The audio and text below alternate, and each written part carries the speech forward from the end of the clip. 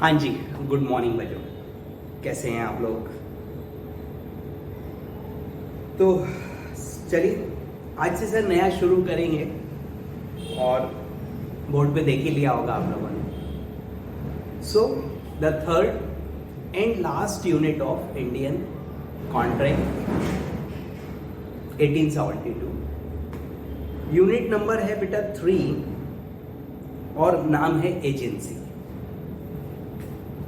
सो agency के बारे में ये एक यूनिट है, छोटा सा, नहीं इतना छोटा भी नहीं है बच्चों। तो देखिए एजेंसी का क्या मतलब है सर। एजेंसी में एक है प्रिंसिपल और दूसरा व्यक्ति है उसका एजेंट, राइट। तो यहां पे sir where one person has authority to contract with third parties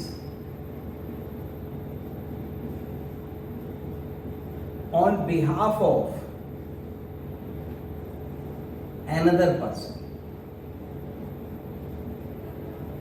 तो बेटा such arrangement is known as agency. तो यही एजेंसी की डेफिनेशन हो गई और इसका सारांश है कि करेगा कोई।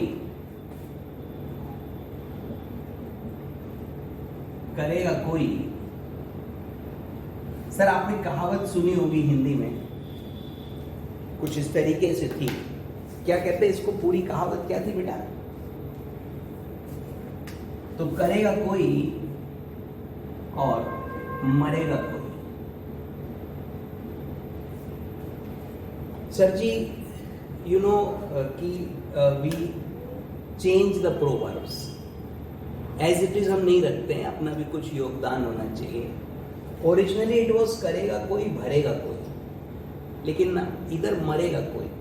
करेगा कौन? एजेंट। मरेगा कौन? प्रिंसिपल। तो for the acts of agent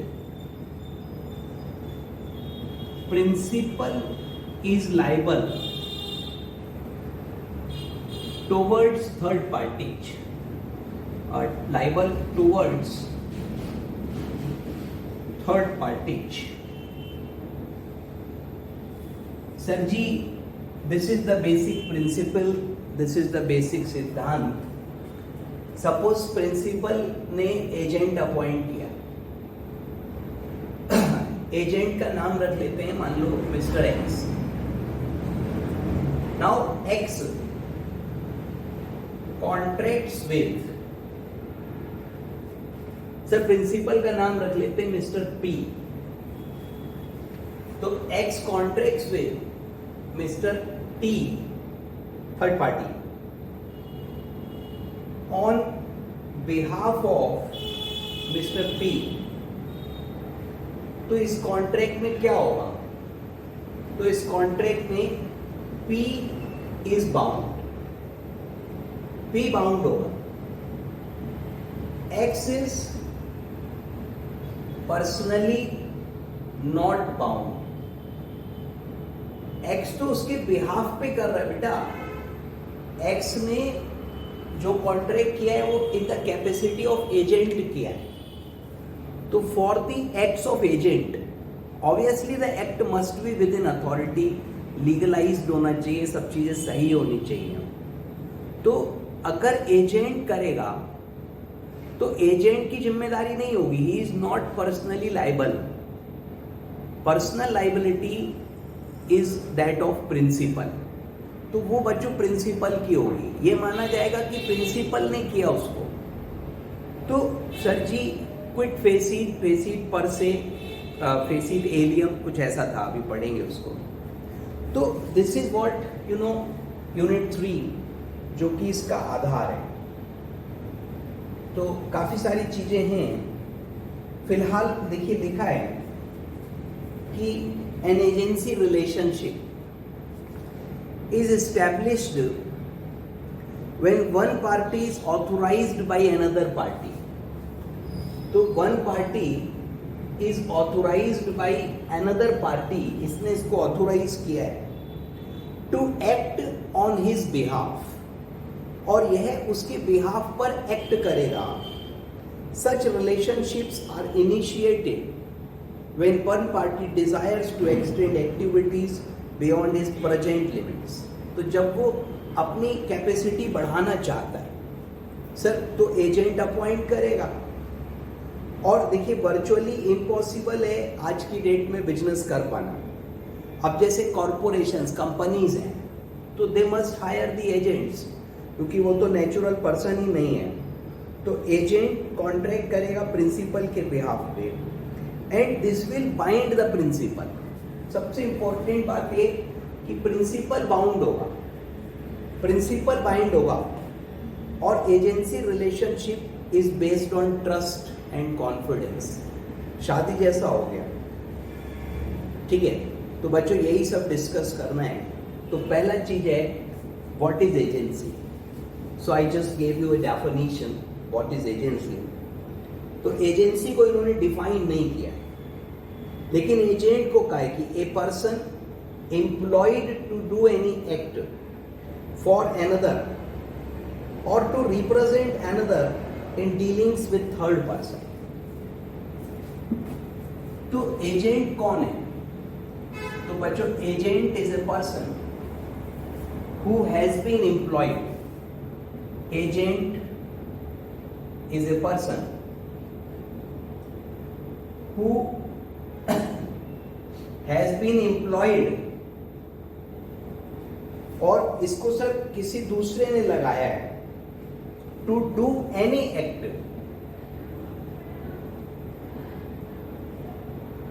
for another and to represent another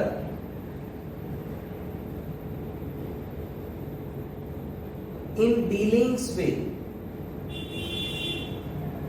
third parties. ठीक है बच्चों, तो बेटा यहां एंड नहीं और आएगा. और तो जो दूसरे के बिहाफ पे एक्ट कर रहा है, ठीक है, वो एजेंट है. He is a person who has been employed to do any act. किसी भी काम को करने के लिए एम्प्लॉय किया फॉर अनदर, या रिप्रेजेंट करेगा दूसरे व्यक्ति को, तो उसको एजेंट कहा जाएगा. और एजेंट का मतलब है कि जो उचित लगेगा ये वही काम कर सकता है. सर जी जो अथॉरिटी में होगा वही करेगा, लेकिन करेगा ये, और लाइबिलिटी होगी प्रिंसिपल. तो agency is an arrangement where one person has authority to contract with third parties on behalf of another. Contract ये करेगा, लेकिन बेटा इसके बिहाफ पे करेगा. दैट मीन्स ये लाइबल होगा, ये माना जाएगा जैसे इसने थर्ड पार्टी से कॉन्ट्रैक्ट किया है. So there will be privity of contract between principal and third parties, जबकि कॉन्ट्रैक्ट किसने किया होगा?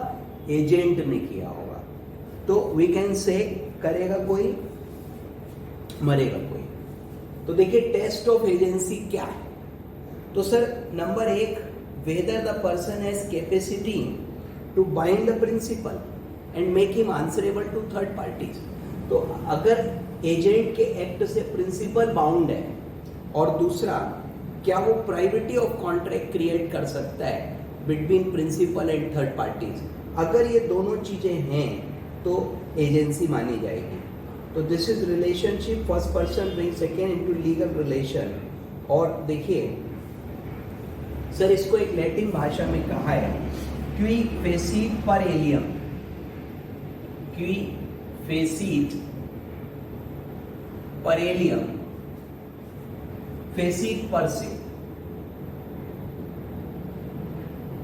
अर्थात जो व्यक्ति एजेंट के थ्रू काम कर रहा है ये माना जाएगा वो खुद कर रहा है. तो whatever you are doing through an agent, it shall be presumed that you are doing that by yourself. So this is means he who acts through an agent is himself acting. So if you are acting through agent, so it will be presumed that you are acting yourself, and that would be your liability. आपका ही जिम्मेदारी होगा. So this is what the law of agency, और इस प्रकार से ये agency चलती है बच्चों. नेक्स्ट, अब देखिए how does this contract comes into existence and who can appoint an agent and who can be appointed as an agent.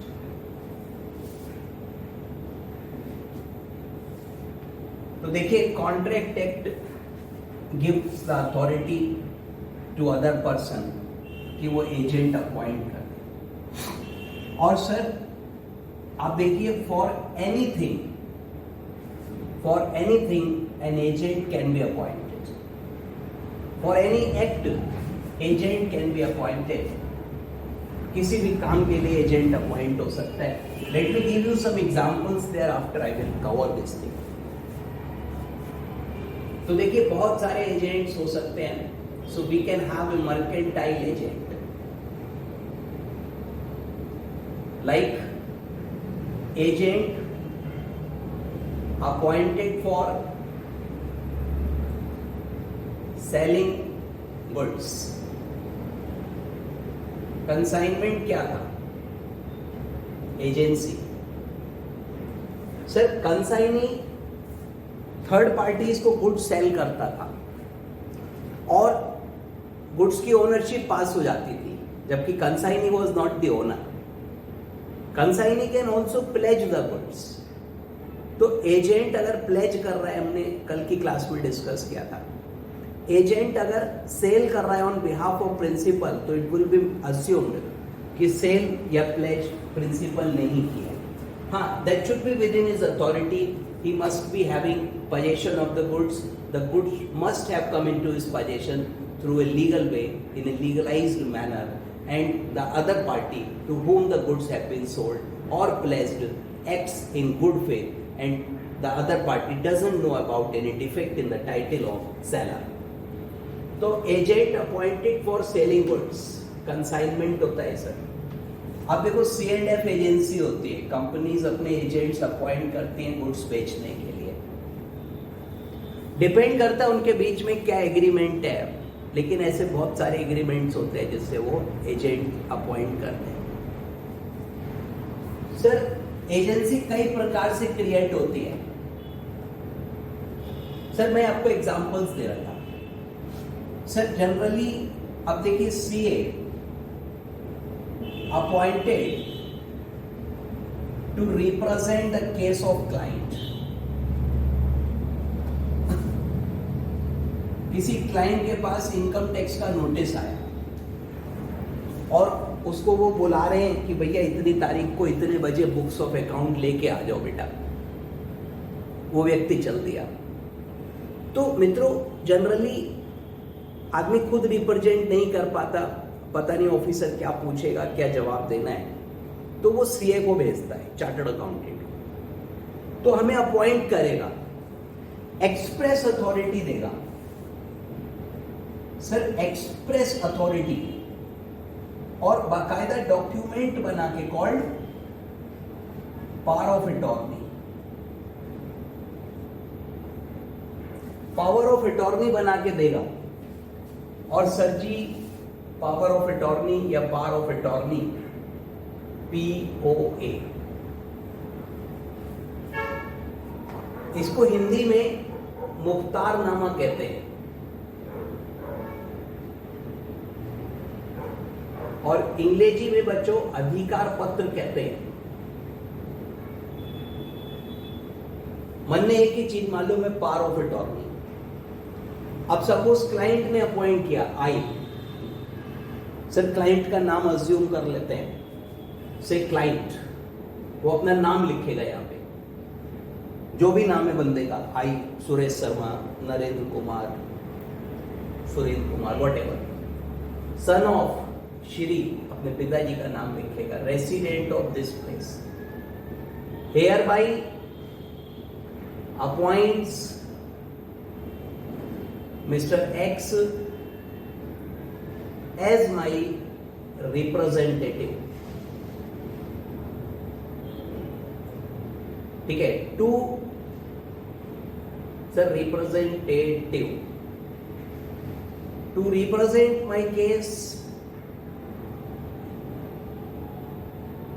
Of assessment year 2018-19 से before the income tax authorities, ऐसे लिख के देगा वो, और क्लाइंट यहां पे अपने साइन करेगा।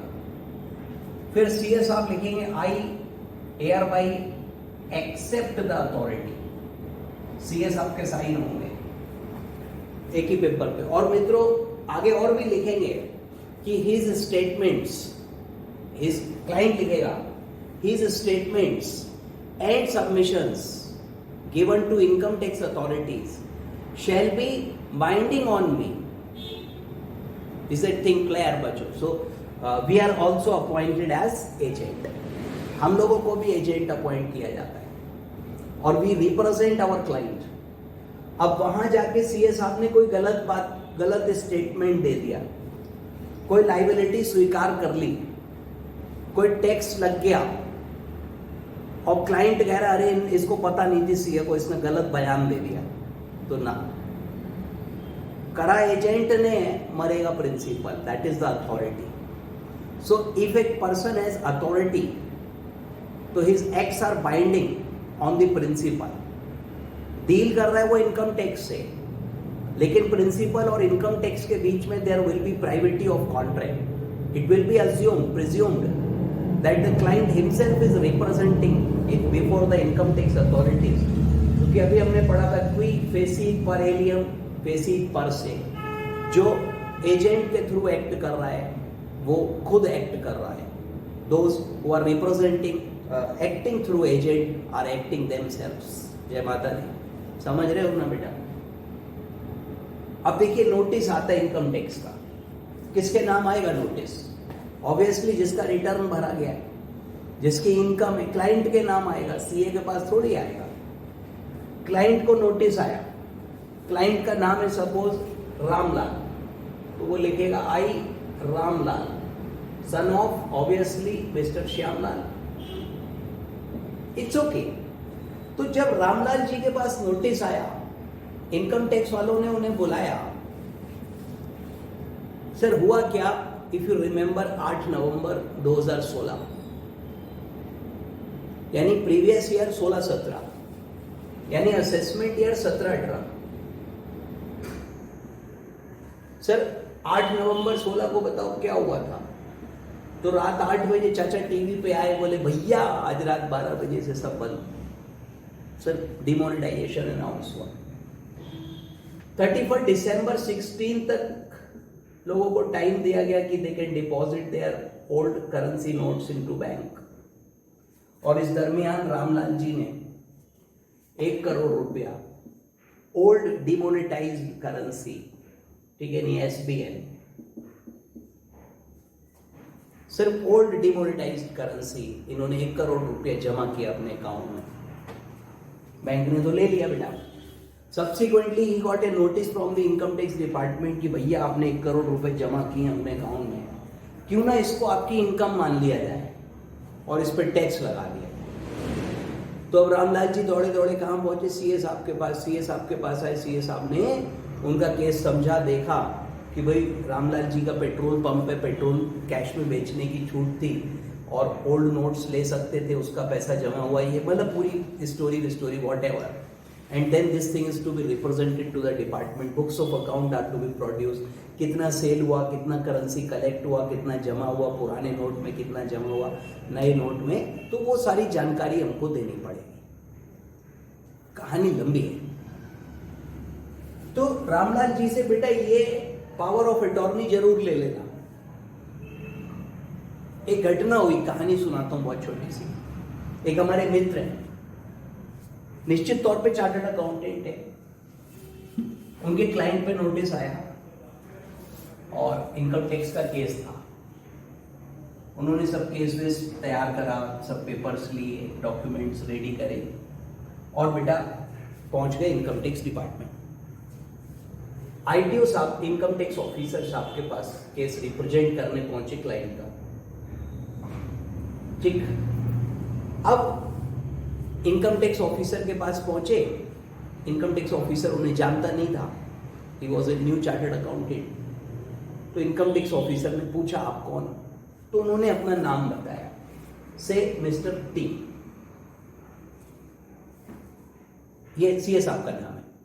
बोले साहब मैं चार्टर्ड अकाउंटेंट हूँ, टी मेरा नाम है, और मैं इस क्लाइंट का केस लेके आया। उन्होंने कहा नोटिस दिखाई, क्या नोटिस दिया था, नोटिस की कॉपी भी ले गए थे, नोटिस दे दिया, सर ये नोटिस है। नोटिस किसके नाम में था, मान लो रामलाल के नाम में, नोटिस पे लिखा है रामलाल। उन्होंने फिर पूछा आईटीओ ने, भैया आप कौन, बोले मैं टी, टी उनका नाम है। नोटिस किसके नाम से था, रामलाल, आप कौन, टी, मतलब हु आर यू, आप कैसे रिप्रेजेंट कर रहे हो। तो आईटीओ क्या कहना चाह रहा है, आईटीओ पावर ऑफ अटॉर्नी मांग रहा है यार। आप खट से पावर ऑफ अटॉर्नी उसके सामने रखो कि सर मैं टी हूं, नोटिस रामलाल जी का है, और Ramlal ji has appointed me to represent the case. लेकिन हमारे मित्र ये भाई साहब सीए साहब पावर ऑफ अटॉर्नी लेके गए नहीं थे। तो चलो ये कह दो कि अरे साहब वो पावर ऑफ अटॉर्नी ऑफिस में रह गई, मैं कल दिखा दूंगा। तो ठीक है, थोड़ा वो खिसियाएगा आईटीओ, परंतु कोई बात नहीं, जो हो गया सो हो गया। इन्होंने फिर बताया, बोले भाई मैं टी। उन्होंने फिर पूछा आप कौन, फिर उन्होंने कहा भाई नोटिस रामलाल के नाम है, आप टी हो, मैं आपकी बात क्यों सुनूं, मतलब पावर ऑफ अटॉर्नी मांग रहा है। बोले साहब वो मेरे क्लाइंट हैं इसलिए सुनो। अरे ऐसे थोड़ी सुनेगा यार। अब उनने फिर आईटीओ ने मुंह खोल के कहा कि भैया पावर ऑफ अटॉर्नी लाए हो। हमारे मित्र टी, इन्होंने ये टॉपिक ही नहीं पढ़ा था, इन्हें पता ही नहीं था कि पावर ऑफ अटॉर्नी लेके जानी होती है। उससे लौट के आईटीओ से पूछते हैं कि साहब ये क्या होती है, पावर ऑफ अटॉर्नी लाए हो, उससे पूछते हैं ये क्या होती है। वो भाई साहब आईटीओ ने लौट के पूछा आप चार्टर्ड अकाउंटेंट हैं, तो बेटा ऐसे होते हैं सीए। सॉरी गलत हो गया, देखो हमको ऐसा बनना है कि दुनिया ये कहे कि यार ऐसे होते हैं सीए, ना कि कोई ये कहे ऐसे होते हैं सीए। तो सर एक अच्छा chartered accountant has a knowledge. Anyway आप लोगों को तो पता लग गया पावर ऑफ अटॉर्नी क्या होती है, क्या उसका महत्व है। और उसके बाद ये मित्र हमारे वहां से सर बेइज्जती करा के आ गए, ऑफिस पहुंचे अपने, तुरंत मेरे को फोन मारा, अरे अतुल भाई ये पावर ऑफ अटॉर्नी क्या होती है।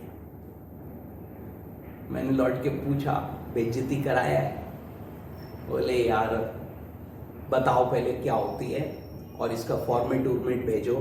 तो मैंने उन्हें फॉर्मेट भेजा, लैंग्वेज बना के ईमेल पे भेजा और बताया कि यार 100 रुपए के स्टैम्प पेपर पे प्रिंट होगा। अब वो जो लैंग्वेज थी वो जनरल थी, मैंने कहा मॉडिफाई कर लेना, उनसे वो भी नहीं हुई, फिर वो भी मैंने करके एनीवे मैं बच्चों नाम नहीं बता सकता आपको उनका, but this is a true incidence. भगवान ही मालिक है देश का वहां पे। Anyway so you got the idea बच्चों how the agent is appointed. और एजेंट का क्या रोल है, तो एजेंट का बड़ा जबरदस्त रोल है sir. That kind of power of attorney जो मैंने एग्जांपल दिया सर, ये पर्टिकुलर एक्ट के लिए थी। तो ये सर स्पेसिफिक या स्पेशल अथॉरिटी थी। सर आपने अभी तो पढ़ी थी पावर ऑफ अटॉर्नी बेटा, लैंग्वेज भी पढ़ी उसकी हमने। तो ये बताओ क्या सीए साहब उस पावर ऑफ अटॉर्नी के बेसिस पे जो मैंने अभी नोट लिखी थी क्लाइंट की प्रॉपर्टी बेच सकते हैं? नहीं ना, क्योंकि उसने अथॉरिटी सिर्फ ये दी थी कि he can represent my case of assessment year 17-18 before the income tax authorities, इसके बियॉन्ड नहीं थी। तो जितनी अथॉरिटी होगी उतना बंदा काम करेगा। This kind of power of attorney, this kind of agency, special agency, specific या particular agency you can call it. We also have general agency, मतलब हमने अधिकार दिया दूसरे को कुछ भी करो, anything on behalf of other person, तो वो जनरल अथॉरिटी कहलाती है। और वो बहुत डेंजरस है बच्चों, that is very dangerous, general authority, right. So general authority में उसको अथॉरिटी दिया हमने कि वो दूसरे व्यक्ति के बिहाफ पे प्रॉपर्टी खरीद सकता है, प्रॉपर्टी बेच सकता है, बैंक अकाउंट खोल सकता है, बैंक में साइन कर सकता है, और भी जो जरूरी हो वो कर सकता है। So that kind of authority आप समझो जो लिख कर दे रहा है, दूसरा व्यक्ति अगर उसे मिसयूज करेगा तो पहला व्यक्ति तो सड़क पे आ जाएगा। बराबर है sir, very dangerous thing is this power of attorney, बहुत ध्यान से देना चाहिए sir. This is not the only way when agency is created. Express authority है, इम्प्लाइड से भी होती, एजेंसी रेटिफिकेशन से भी क्रिएट होती है, एजेंसी सर्कमस्टांसेस से भी क्रिएट होती है, एजेंसी नेसेसिटी से भी अराइज होती है। तो there are many ways. This was just an example of how the agents are appointed, कैसे अपॉइंट होते हैं। सर हम जनरल अथॉरिटी दे सकते हैं। जनरल अथॉरिटी का मतलब होता है टू डू एनी एक्ट, कुछ भी कार्य वो उसके बिहाफ पे कर सकता है। तो एजेंट करेगा but the liability would be of principal. और बिजनेस वर्ल्ड में एजेंसी बहुत होती है sir, there are so many agency type things. Okay, suppose मेरी एक शॉप है, उस शॉप पे एक मैनेजर है और manager used to purchase goods on credit on my behalf, तो इम्प्लाइड अथॉरिटी है और सर थर्ड पार्टीज को मुझे पेमेंट करना पड़ेगा। If at any stage manager बेईमानी कर लेगा तो भी मुझे वो करना पड़ेगा।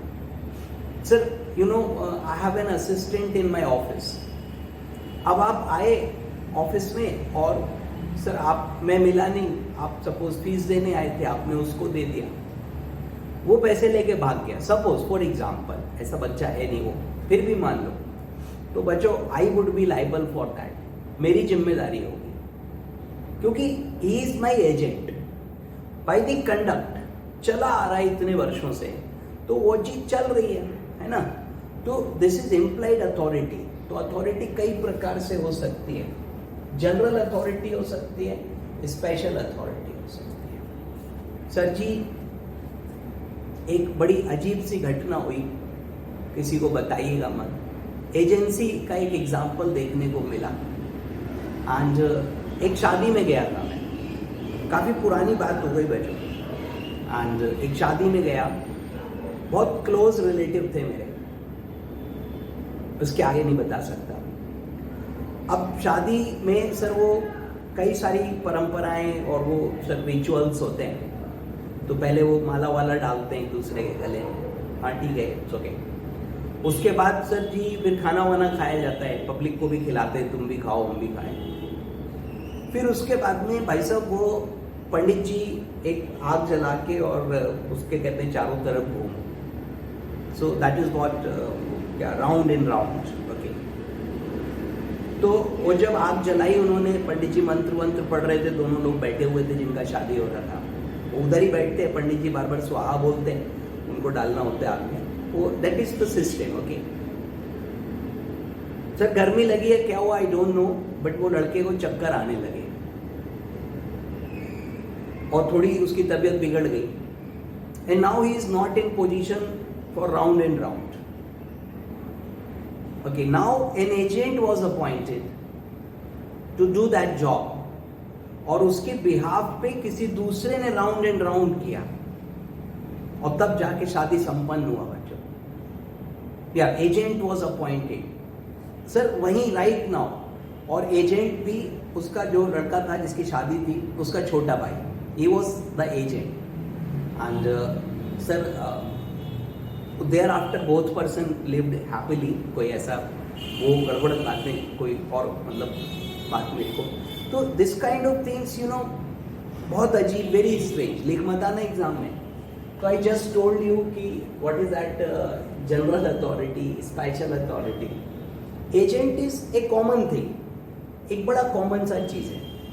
तो बहुत सारी जगह पर एजेंट अपॉइंट होता है, लेकिन ध्यान ये रखिएगा कि एजेंट जो भी कॉन्ट्रैक्ट करेगा, he is doing the contract on behalf of the principal. So there is a privity of contract between third party and principal. तो ये माना जाएगा कि थर्ड पार्टी और प्रिंसिपल ने कॉन्ट्रैक्ट किया है। एजेंट पर्सनली लायबल नहीं होगा, principal would be bound by that contract, principal की लायबिलिटी होगी। यही एजेंसी का आधार है बच्चों, करेगा कोई मरेगा कोई। Anyway, so appointment and authority of agent. तो यहां पे देखिए प्रिंसिपल और agent,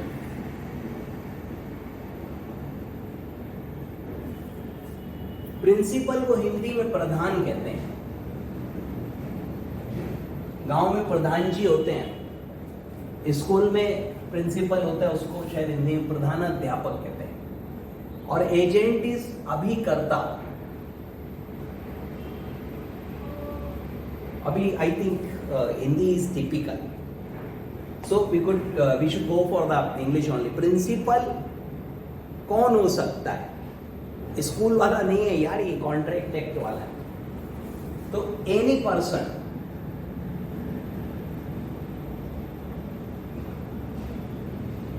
who is major and of sound mind can appoint an agent. और बच्चों, any person who is major and of sound mind can be appointed as an agent. अरे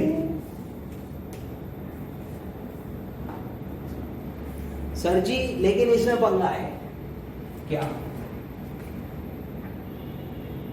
However, if a minor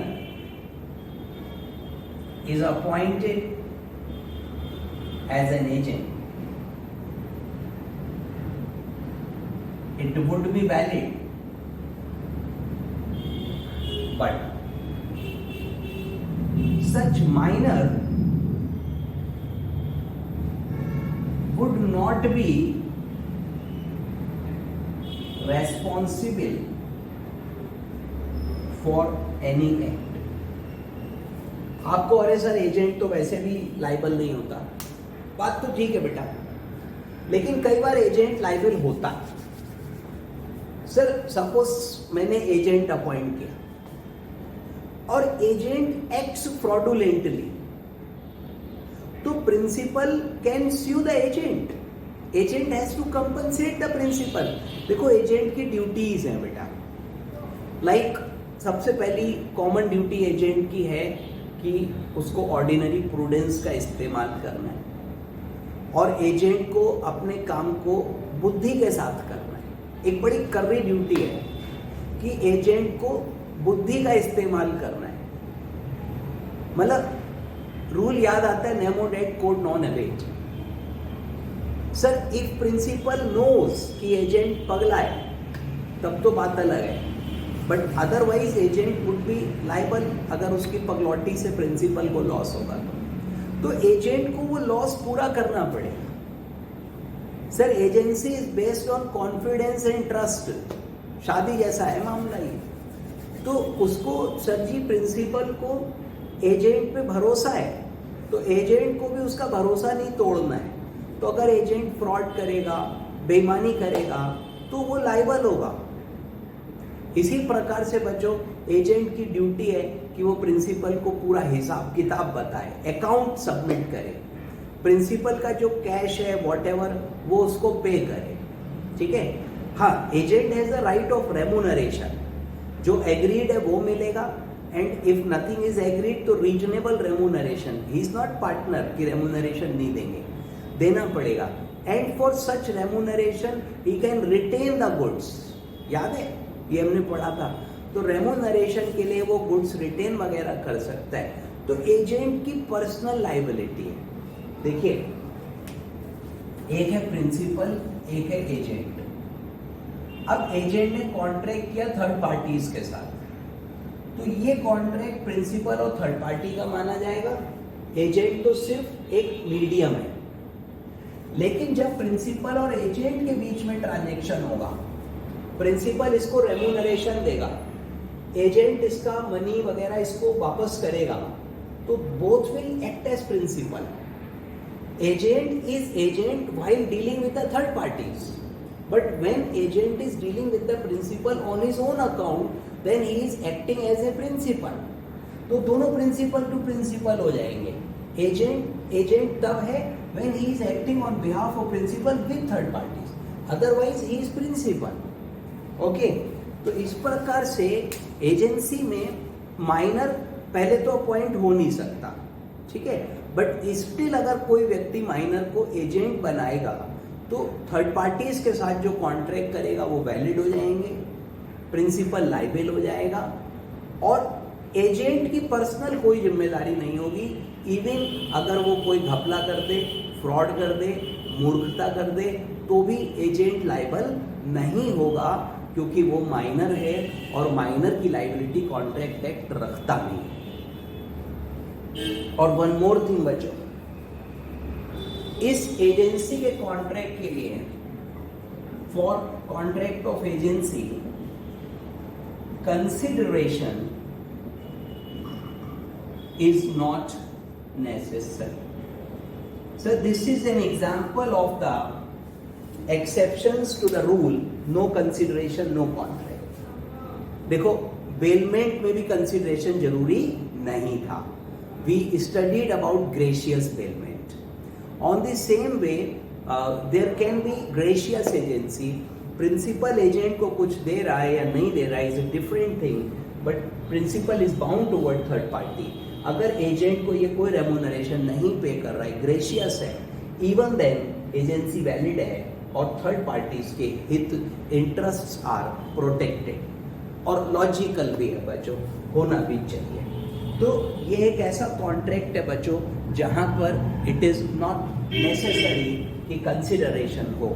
है very good, नहीं है no problem, the contract is still a valid contract. So, let us come to the book बच्चों। Who may employ an agent? तो this is section 183। Any person जो कि who is of age of majority, यानी जो major है according to the law, and who is of sound mind, जिसका दिमाग सही है, may employ an agent.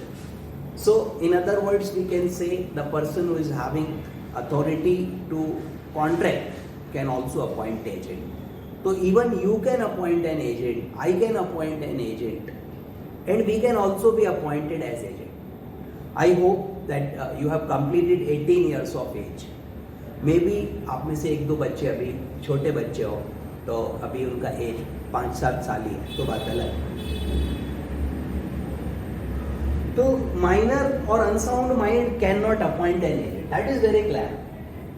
Minor, principal can never be minor, ये तो नहीं हो सकता। Agent can be minor in some case, ठीक है। Now next is who may be agent. तो सेक्शन 184 प्रोवाइड्स कि प्रिंसिपल एंड थर्ड पार्टीज,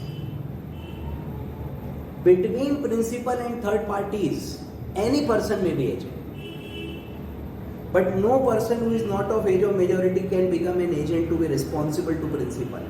तो ध्यान से पढ़ो, देखो, जब प्रिंसिपल और थर्ड पार्टी की बात करी है तो इन्होंने कहा है any person can be agent, तो माइनर भी हो सकता है। लेकिन मेजॉरिटी और साउंड माइंड की बात कब करी है? So has to be responsible towards principal. तो अगर अनसाउंड माइंड है या माइनर है तो वो एजेंट हो सकता है और थर्ड पार्टीज के अधिकार प्रोटेक्ट होंगे, परंतु उसकी खुद की लाइबिलिटी नहीं होगी। तो देखिए इसमें भी हम ये कह सकते कि माइनर और उसको एजेंट अपॉइंट नहीं कर सकते। बट जहां तक प्रिंसिपल और थर्ड पार्टी का सवाल है, any person can be agent. So minor को अगर अपॉइंट कर दे तो वो वैलिड होगा।